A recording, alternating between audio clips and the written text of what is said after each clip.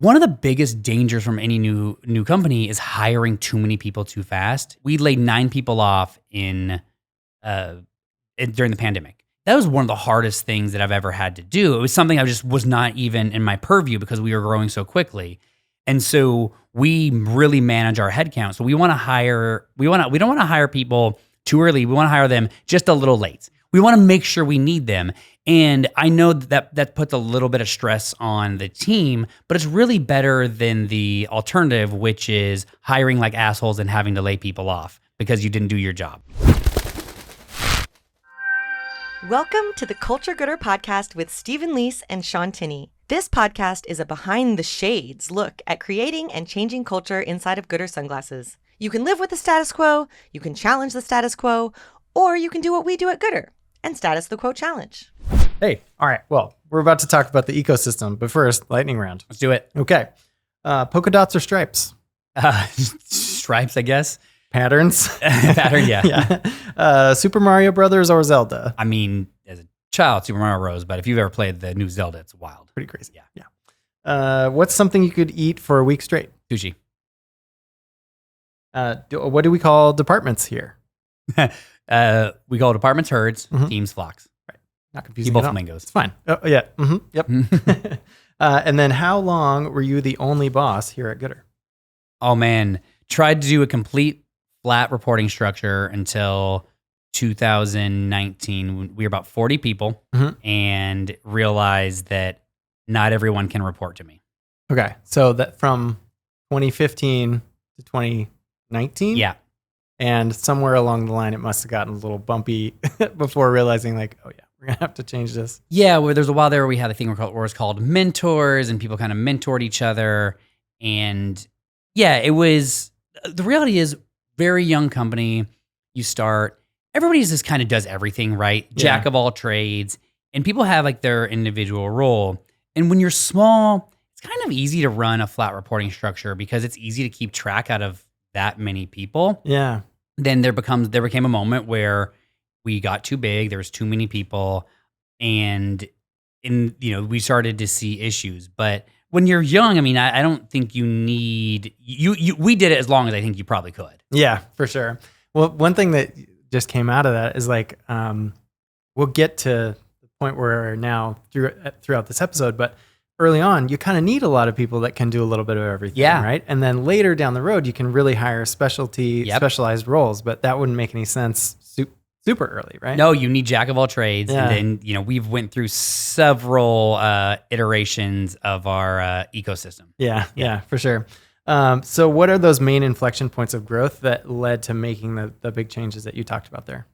Right. We started 2015 and it was just me, Ben, and Carrie for the first couple of years, and we hired some part-time help here and there to help with packing boxes. And then 2017, we got our first office, and it was a real company. So Mike was our employee number 1, Mm-hmm. and then in 2017, we ended that year with, I want to say, 9 people. And so we were completely flat, but that was 2017 is when we started developing things like AMP, where we really started to understand, we have people and a culture, and we need to take care of it. Right. And so I would say, from 2015 to 2017 would be chapter 1. Mm-hmm. Then it was from 2017 to 2019 would be chapter 2, which is still completely flat. Everybody was reporting to me, but really we started installing systems in place, hiring processes, quarterly reviews to kind of manage people. Sure. And then 2019, I want to say when we were between 30 and 40 people, we moved from flat / having people having kind of mentors to 13 flocks. Right. And that happened, and there was 13 flocks. I was a flock leader along with being the CEO, and that was like the major pivot. And we worked with 13 flocks from 2019 till the end of 2021. So the next 2 years. Yeah. So that would be chapter 3. Mm-hmm. Chapter 3 was last year when it was funny. Right after we stopped putting out episodes in 2021, we did a whole thing on our ecosystem, and then we completely shifted. Mm-hmm. And basically, we moved from 13 flocks to 16 flocks, but 6 departments, or as we call them, herds. Right. And so that was the, the next iteration, which we're still currently living in. Mm-hmm. Yeah. So a flamingo goes in a flock goes in a herd. Yeah. The herd is a flock of flocks. Yeah, right. So to recap this, I'll speak in normal tongue here for a moment. we went in 2015 and 2017 startup, super jack of all trades. 2007, that's chapter 1. 2017 and 2019, completely flat reporting structure, but we started installing onboarding mentors and quarterly reviews. And then 2019, which is where we installed 13 teams. We call them flocks. Yep. And then 2021, we added another layer to departments, and which we call herds. And so that's where we currently are. It's fun. I know it's confusing all of you. It makes sense to us. If I had a visual, I could make it make sense. I'll go 3 words: startup, systems, structure. Yeah. But yeah, that's where we currently are now. And so I would have loved to keep us completely flat. There are just certain problems. Yeah. So what were those problems? What were you trying to solve at each point in those chapters? Right. So I'll go when we moved from flat to 13 flocks. The reality there was that there's a common thread there, but there was too much going on. And if everybody at your company across the board is just completely dialed and professional, and they take ownership and they perform at a high level, you actually wouldn't need bosses. Mm-hmm. The problem is that's a fake world that none of us live in. And you would like it to be the case. I would like that it just to be isn't the case. that way. and so you just need accountability. You need other people holding people accountable. So that was one thing that happened in 2019. We just needed more accountability. And then also, the bigger you get, the more specialized you get, where you need somebody that understands product leading product, right? You conceptually need those things. You need people who are specialized in their role. Yeah. And so that was really the big tipping point in 2019 was we needed more accountability, and we needed people that were specialized owning those teams. Yeah. And then in 2021, when we redid the ecosystem again, there was a couple main problems. One, I was pulled incredibly thin, so I was missing big problems. Like I wasn't able to open the hood on every single team.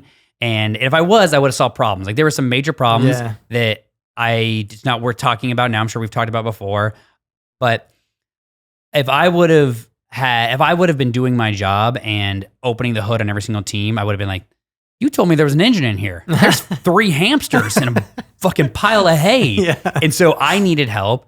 So that was number 1. Number 2 was inherently, I think a lot of people were just spread incredibly thin, and this flat reporting structure actually wasn't helping. Like we needed more structure involved, and so we moved to this herd system. And so our herds now are creative, energy,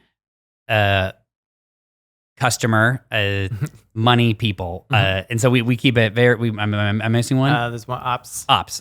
So we're like, well, we have weird names for everything else. Let's actually just make these very simple. Right. But yeah, so it came from a function, this last big move of me being incredibly thin, which means I was making huge mistakes.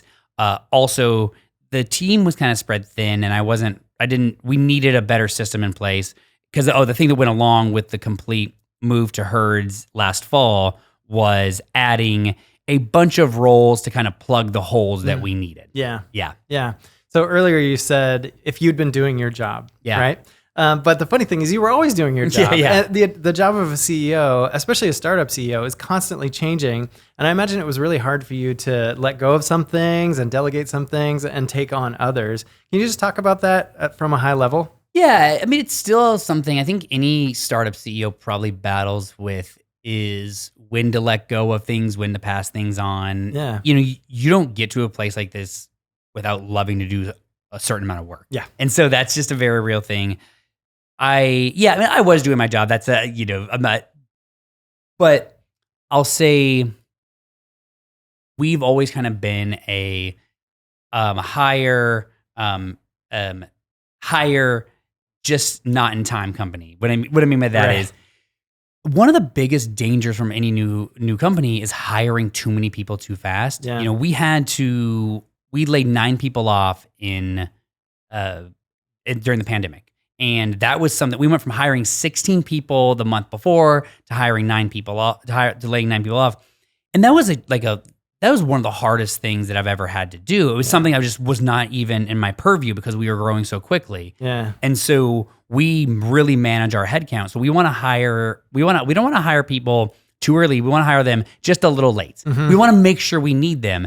And I know that puts a little bit of stress on the team, but it's really better than the alternative, which is hiring like assholes and having to lay people off because you didn't do your job. Right. And so I think that every time we've evolved the ecosystem, the reality is actually really easy to do because it was very clear that needed to happen. Right. And yeah, so you're aligning it with reality as it is. Yeah. Yeah. The joke we've said this on the podcast before, but during the pandemic, when you're cutting budgets because you're losing a ton of money, it turns out at the time you're making those decisions, it's pretty easy because rock bottom is a pretty strong foundation to build on. Yeah. and so when we evolved the ecosystem, it wasn't rock bottom, but it was a very easy transition. I was like, oh no, this has to happen. Like this is the clear evolution, and so. It is actually it's very freeing every time that it's been because everybody loved it, right? I don't think there was any pushback ever to it. I think maybe some individuals didn't like it because they had to report to somebody different, but as a whole, the company has loved it every time that we've done it. For sure. And I think that speaks to the role that you've taken on is constantly looking at what's working, what's not working, and what do we need to shift in order to be in alignment as a team, as a structure of our company with how we're actually doing things around here right now. For sure. The only constant goodr is change. Mm-hmm. And once you understand that, it frees yourself to change whenever the fuck you want. Right. And that's a really fun place to be in. I'm not tied to anything. I all the time here, there will be weird things that I started whatever a year or two ago. And I'm like, oh, we can kill that. Yeah. I'm not, I think people think that I'm attached to way more things than I am. I'm attached to a few things, but like actually not a lot. Yeah. Yeah. And it's super freeing when you hear, especially if we hear you say like, yeah, that's not a requirement anymore. We can stop focusing on that and put our attention over here. Like, yeah. Oh, good. Okay, yeah. Great. Bandwidth is back. Yeah. So as a part of the recent shift that we made with the ecosystem to whatever, I guess 3.0 now? Yeah. 4, whatever we'll call it. 3.0, yeah. Yeah. You created a bunch of new roles. And so a lot of the folks here had the opportunity to apply for them, called that the Great Flamingo Migration. Yep. And during that Tuesdays with Carl, you gave a presentation on the importance of words and using our words. So love it if you just give a high level recap of that real quick. Yeah, I mean, we're going to, I think, go into it in a little more detail, but really to tee up this whole thing, this thing happens, and I think it's a natural thing at companies where people start asking, oh, well, what's my growth path? Mm-hmm. And I've lived in a world before where I wanted to get paid more money. And so in this, the talk was framed around making sure you use the correct words, right? Where a tactical example is, which I've used recently, is can't versus won't, right? If Steven, do you want to go outside or not? Like, oh, I can't. I got to run Friday morning. It's no, I'm not going to because I get to run. Right. Right. I mean, use the words that you mean. Yeah. It's okay. And in this thing of like, people would want to know like, oh, what's my growth path? I think sometimes people want to know what their growth path is. And sometimes people just want to make more money. Mm-hmm. And so if you want to make more money, say you want to make more money. Yeah. Because the funny thing about a growth path is growth is constant. You grow here every day with how we teach you in our culture. And so are you asking how to become a flock leader? Because then ask how to become a flock leader, not what's your growth path, because you grow every day. And so the whole talk was centered around calling out certain things like let's define growth versus leadership versus management versus more money. They're all different things. And so it was really hitting the nail on the head of using your words when you're asking for it. And it's okay. You can want to be a flock leader, but don't hide behind what's my growth path. Be like, I want to be a flock leader. How do I become that? Yeah. Cool. Anything else from the talk you want to tee up before we get into the actual questions? I'm just going to throw them your way and we'll go back and forth. Yeah. I mean, I think the hilarious thing about this talk is I teed this whole thing up of using your words and growth path and leadership. And at the end, it's like, oh, and by the way, we have 30 to 1 new roles that we are hiring in the next year. That's our hire plan for 2023. We want to fill as many of them internally as possible. So here you go. Right. And so it was this hilarious. I set it up and it's like, oh, by the way, we also have a bunch of new roles if people want to try other things. Right. Yeah. You're like, can't versus won't, get to versus have to. Also, who wants to try something new? Yeah. Well, and the funny thing about it is, last year when we moved from flocks to herds, and this year when we added all these roles, is we are constantly adding roles here. And so when people are like, I want to know your growth path. I'm like, I mean, hey, we hire like 30, 40 people a year. I mean, Yeah. just do a great job, keep doing a great job. And then hopefully a job comes available that you want. Right. Yeah. Stuff's coming up. Not sure what it's going to be. Yeah. Be ready. Yeah, for sure. Yeah. Okay. So if we walk through the questions you presented, like, to be clear, if I ask you, what's my growth path at goodr, what do you respond? Well, growth is defined as progression, progressive development or evolution. So one, always align on semantics. So that's the definition that we're choosing to do here. So your growth path at goodr, like, awesome. I'm glad you asked, Shaun. Here's what you want to do. You want to continuously show up, do great work, play big, fuck up, learn. Notice how you don't have to be perfect. You just fuck up and learn. Challenge the status quo, live into our pillars, grow, and repeat. Step 2, there is no step 2. That's it. Sounds like a growth path to me. That's a growth path, right? Yeah. You continuously show up, do great work, play big, fuck up, learn, challenge the status quo, live into our pillars, grow, and repeat. And you are growing right now. We are all constantly in a state of growth, and goodr goes out of their way to constantly give people mastery. So that's how you grow goodr. Yeah. Yeah. Sure. Sounds good. Okay. That's your growth path, Shaun. You I good? love it. I'm on it. Let's do awesome. it. And then how do I make more money? Awesome. Well, right, making more money, we'll define it as, the act of increasing your pay. So step 1, you continuously show up, do great work, fuck up, learn, challenge status quo. Same pattern. Same pattern. That's, Yeah. that's always step 1. Step 2 is you crush your amp. You crush your amp. Mhm. You crush your amp. You crush your amp. 4 in a year. You crush 4 of them. Your amp score is directly tied to your raise. You get a raise. It's extremely transparent, and repeat. The average raise in America is about 4%. At goodr, it's about 8%. Yeah. So our pay system is extremely transparent. So if you want to grow, got your growth path. You want to make more money, there it is. Yeah. Nice. Okay. 2 points of clarity. Important. So how do I become a leader at goodr?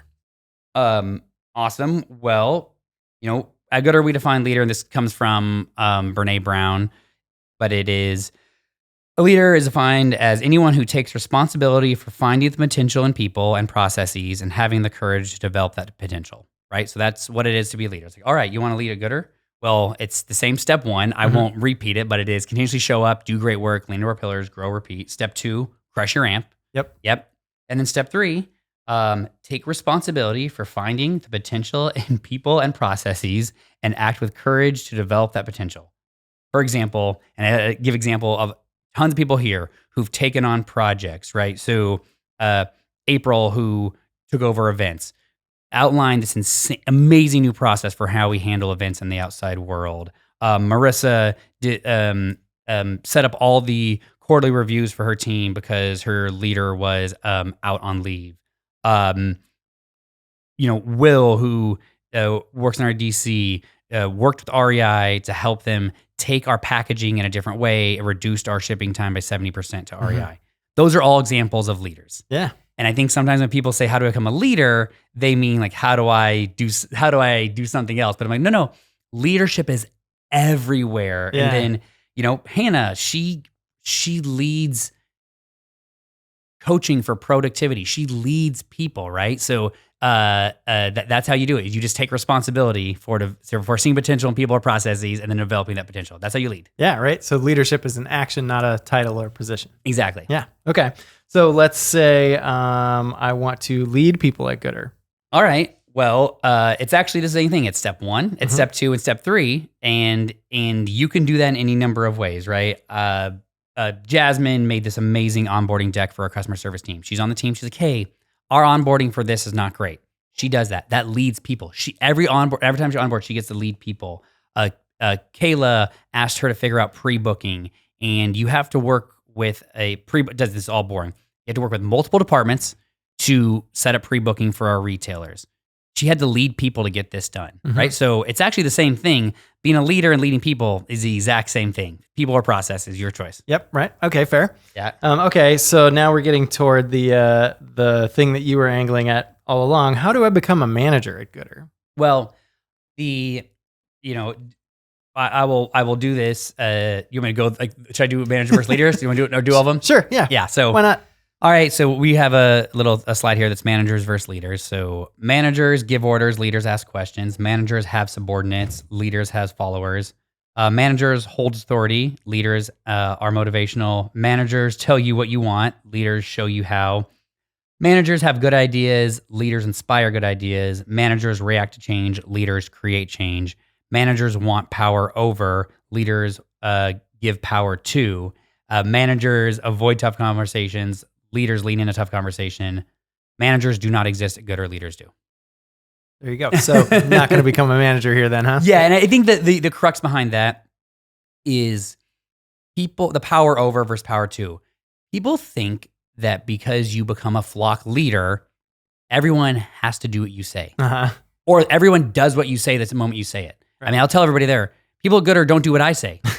I mean, you do that long enough, you don't have a job here, but that's a real thing. I have power over no one. Mm-hmm. We all have power over no one. You have power to inspire. You have power to motivate. And I think one of the reasons people cling to this idea of wanting to be like a manager is that they can just say something once and it gets done. Mm-hmm. And that's just not how the world works, unfortunately. Right. Or fortunately, it's actually a good thing. I think probably a good thing. Yeah. Okay. So no managers. So how do I become a flock leader? Well, I appreciate you use your words because, right? Yep. Because it is, and it's talking like, hey, it's okay to become a flock leader. Mm-hmm. And we have, become a flock leader is basically steps 1, 2, and 3, right? Mm-hmm. Continuously show up and do great work, lean into our culture, crush your amp, take on other leadership opportunities, and then hopefully your preparation meets opportunity. Hopefully a flock leader position becomes available and you can go into it. But there needs to be like your preparation needs to meet the right opportunity because there's only so many of those positions at our company. For sure. Yeah. And so there needs to be an element of chance of that for sure. Mm-hmm. Yeah. And then the willingness to sign up for the reality of what flock leadership looks like, right? Yeah, I think the thing we do a thing here at goodr. Everybody has every department, every team, and then every person has a vision, a 3-year vision plan. So they're 3, 2, 1 vision. They're 3 year, they're 2 year, they're 1 year. So this is something we have everybody do every year, if not multiple times in the year. Yep. But you identify, all right, where do I want to be in 3 years? Where do I want to be in 2 years? Where do I want to be in 1 year? And it's kind of like, and it's a thought exercise. But when I was talking to the team, I'm like, hey, how many people have in their 3, 2, 1 they want to be a flock leader? And people raise their hand. I'm like, awesome. Yep. How many people put like they love coaching and they want to do more of that? And a bunch of people raise their hand. I'm like, yeah, right. That makes sense. If you love coaching, you should want to be flock leader. Same thing, or they go hand in hand. How many love inspiring others? Raise their hand. I'm like, all right. How many put on their vision 3, 2, 1 holding people accountable? Mm-hmm. No hands go up. Yeah. I'm like, oh, that's weird. Well, that's a big thing of being a flock leader. How many people put looking people in the eye and giving them critical feedback? Mm-hmm. Yeah, I mean, oh, that's weird. A lot of crickets. Yeah, a lot of crickets. How many people put picking up the slack when someone on your team leaves?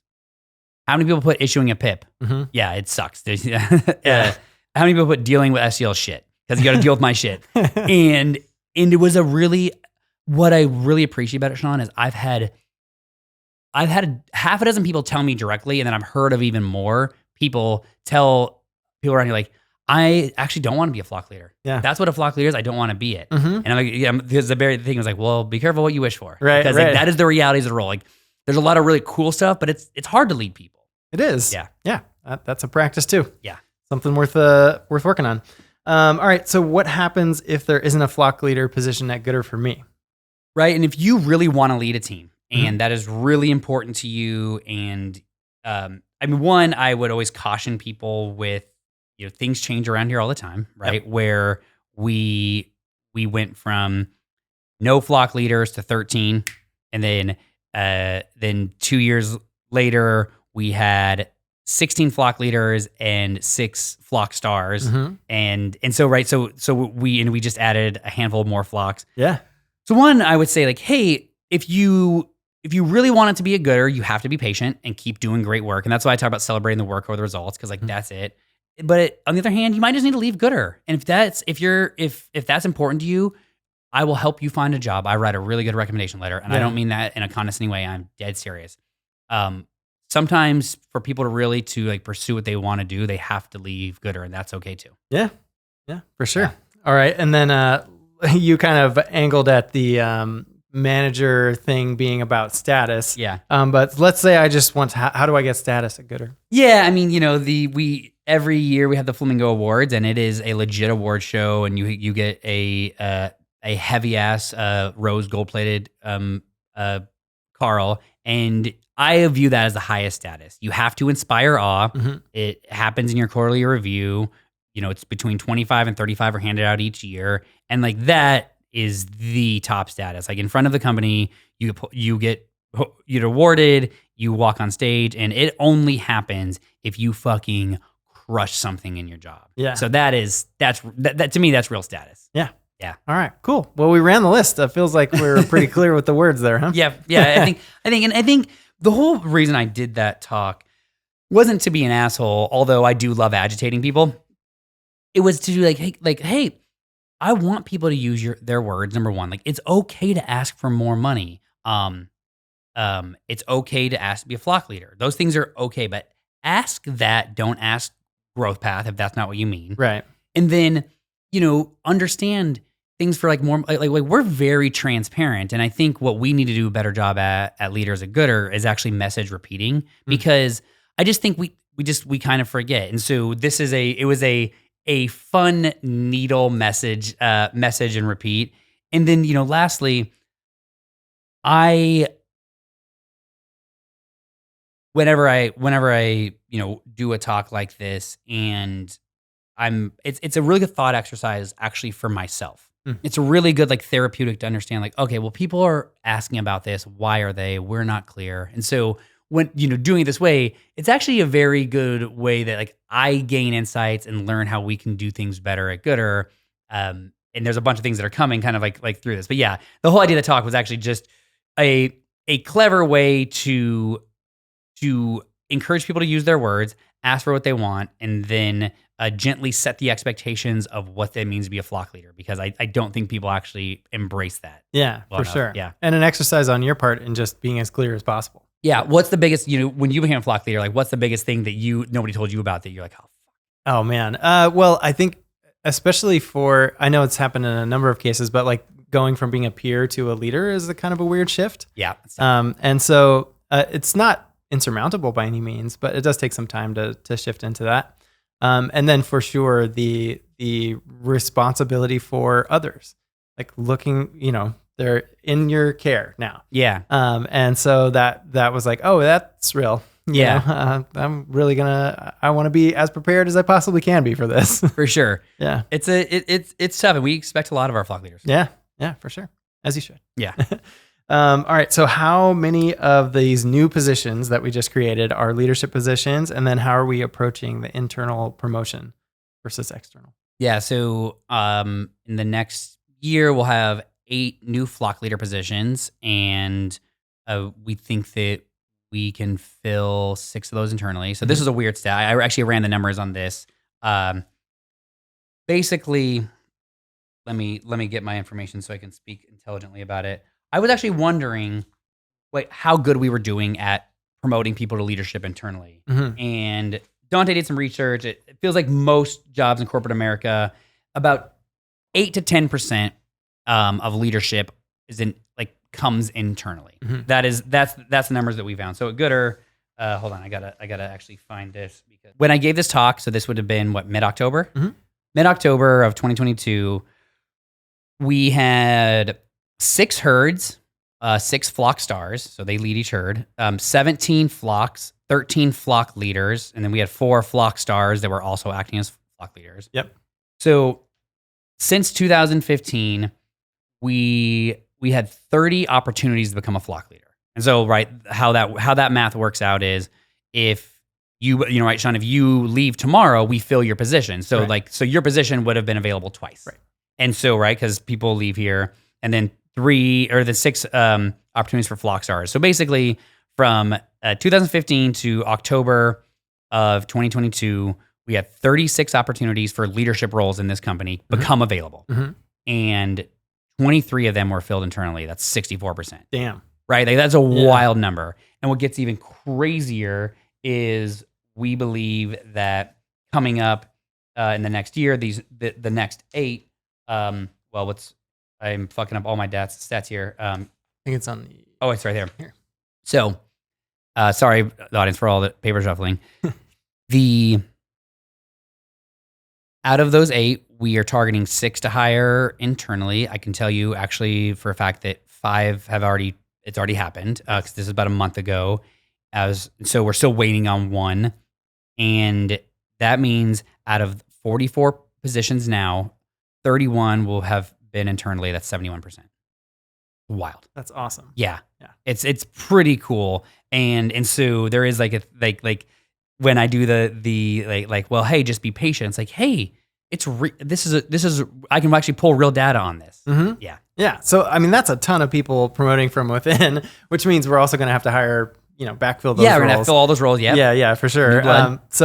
Yes, that. But just maybe talk about the challenges inherent to doing the inside versus outside hiring, and in each of those scenarios, how it plays out. Right. Like inside, the person. So they've been here for however long, 6 months, a year, 2 years, 3 years. And you really know. It's in an interview process, people can kind of skate by. Yeah. But when somebody's been here long enough, the person. So internally, exactly what you're getting and what you're not getting.